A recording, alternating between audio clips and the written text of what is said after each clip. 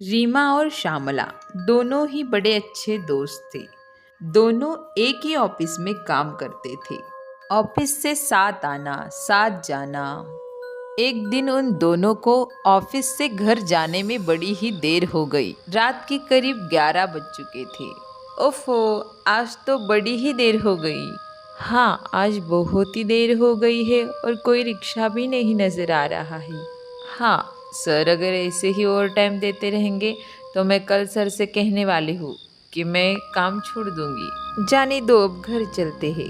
अरे लेकिन आज तो रिक्शा वालों की स्ट्राइक है। आज शायद पैदल ही जाना पड़ेगा। लेकिन क्या श्यामला?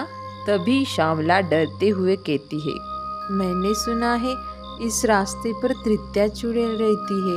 ये तृतीया चुड़ैल क्या होती है? भूत, प्रेत और पिशाच, इन तीनों की शक्ति मिलकर बनती है तृतीया चुड़ैल। और मैंने यहाँ तक सुना है कि यहाँ पर आने जाने वाले लोगों का वो खून पी जाती है। हमें इस रास्ते पर नहीं जाना चाहिए। तुम भी ना श्यामला, ऐसी बातों पर कहाँ यकीन कर रही हो?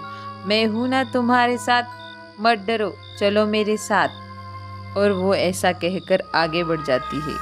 तभी उनके सामने तृतीया चुड़ैल आ जाती है। आ गई। बहुत दिनों से खून नहीं पिया है।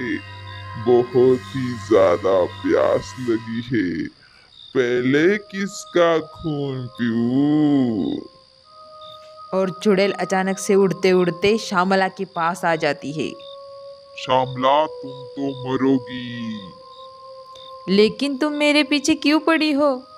मुझे तुम्हारे भाई ने कुचल कर मार दिया था और मैं उससे कह रही थी कि अस्पताल में ले चलो, तो उसने मुझे जिंदा दफना दिया। तब से मैं यहाँ पर तृतीया चुड़ैल बनकर घूम रही हूँ।